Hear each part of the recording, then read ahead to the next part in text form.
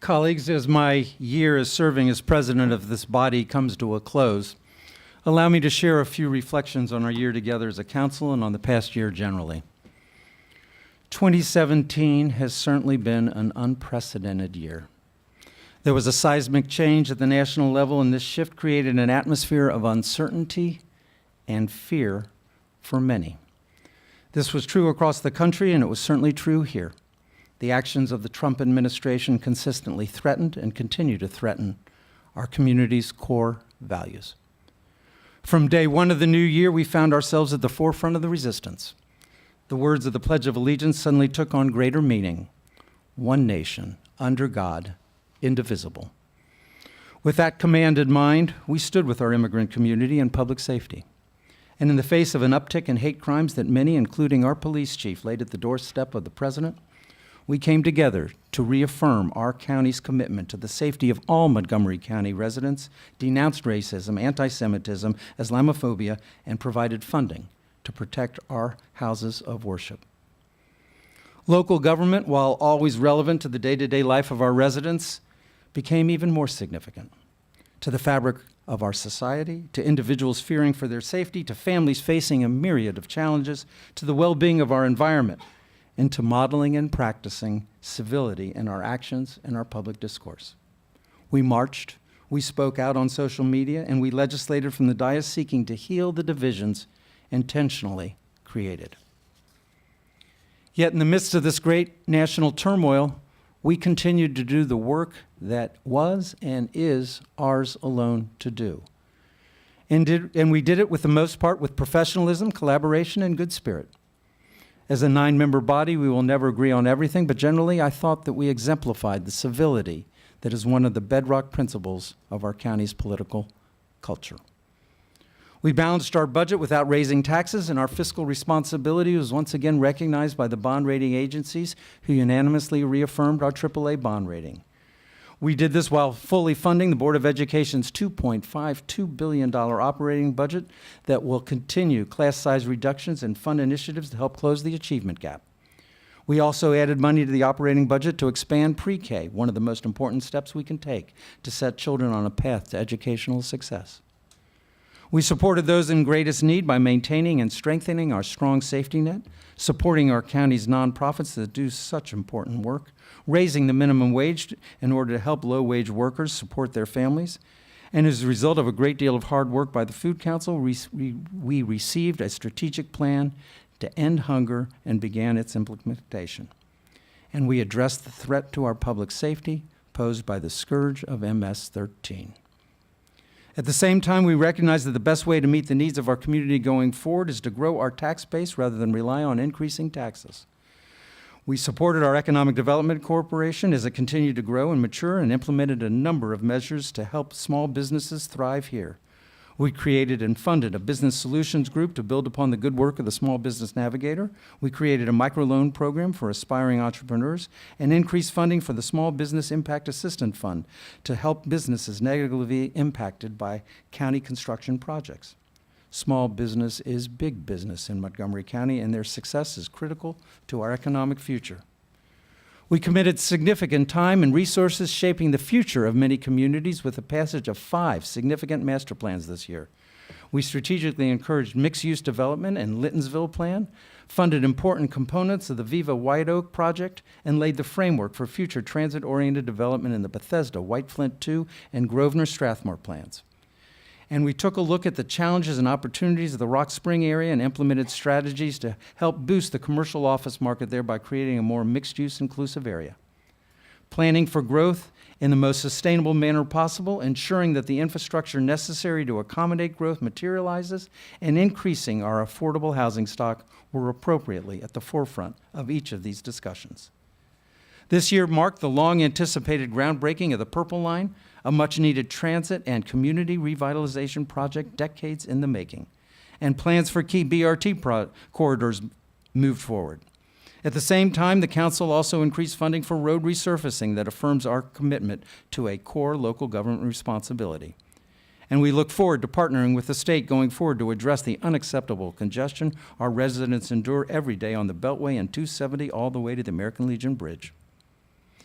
At the same time as our president continues to do everything he can to weaken environmental protections at the national level, our council took several strong positions and actions to help fight climate change. It is, as a resolution before us even today states, a global emergency. We urge the state to ban fracking, something our council banned years before in Montgomery County.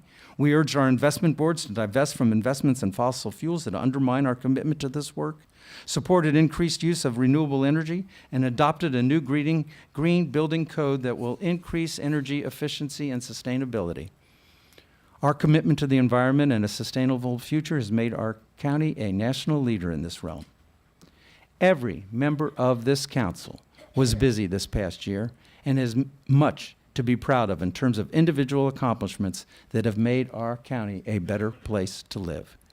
In addition to serving as vice president of the council, Hans Reamer advocated strongly to expand Head Start and WPA child care subsidies in order to level the playing field for more children.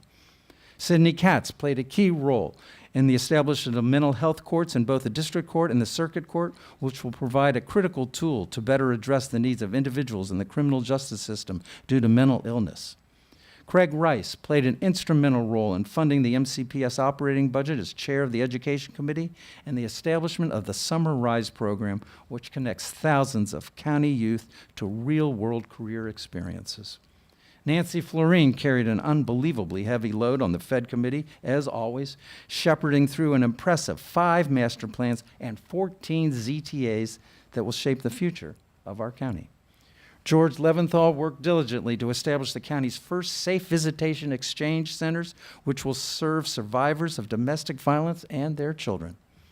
Nancy Navarro was able to see the fruits of her labor in Wheaton with the groundbreaking of the Wheaton Revitalization Project and the continuation of the Small Business Assistance Program she helped launch to aid small businesses in the area. Mark Elrich was the lead sponsor of a bill that will raise the minimum wage in the county to $15, helping hardworking families make ends meet. And Tom Hucker sponsored legislation that cracks down on vacant properties in order to preserve the character and safety of our residential neighborhoods, and remained attentive to his District 5 constituents, hosting a variety of events for his constituents. While much was accomplished this year, there is so much still to do, of course, so much that must be done if we are to realize our full potential as a community and create opportunities for prosperity for all our residents. It is work that we could not do, and I certainly could not have done, without the contributions of our superb professional staff. The backbone of this body is the 5th floor staff, who has been led so capably and superbly by Steve Farber. His commitment to this institution for the last 26 years, to the staff and to the residents of this county, is second to none. He is a statesman's statesman, and he leaves big shoes to fill as he retires. As anyone who has served as president of this body knows, Steve is the one who really keeps the train running. Along with Linda Lauer, who is also leaving us after 47 years and a distinguished career at the council. Together, they are quite a team, and they will be sorely missed. Mr. Farber and Ms. Lauer, we applaud you with enormous gratitude.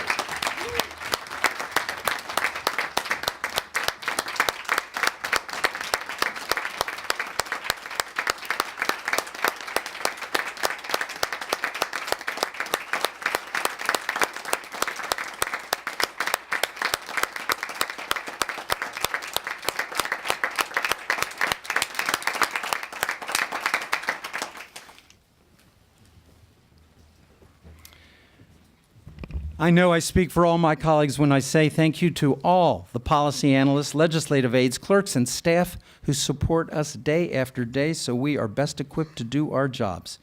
They are the heart of this institution and are extraordinary public servants, each in their own right. And we should also take a moment to express our gratitude to the residents who allow us to do this work on their behalf, volunteer their time on our commissions and advisory boards, and provide their input to help make our community a better place. As all of my colleagues appreciate, none of us could do this work without the abiding support of our personal staffs, and I feel particularly blessed in this regard. Warren Hansen, Aaron Kraut, Vikram Mathur, Matt Higgins, and Zach Trupp all stepped up to meet the challenges that the Office of the Presidency presents. and I thank them for all their hard work and loyalty. And last, but certainly not least, there is my Chief of Staff, Cindy Gibson. I cannot begin to do justice to what her unerring judgment, wisdom, strength, conviction, warmth, work ethic, and loyalty has meant to me. She is most remarkable, something that all of you who have had the good fortune of working with her know.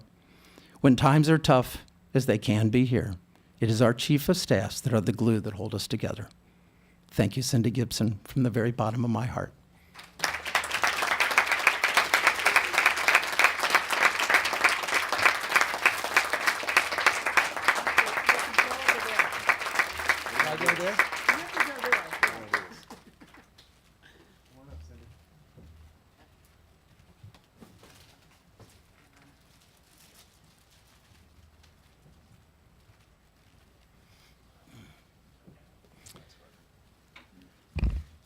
In closing, I want to thank each of my colleagues and their staffs for their professionalism and collaboration this past year, especially Hans Riemer, who has served capably as Vice President and a good sounding board for me this year.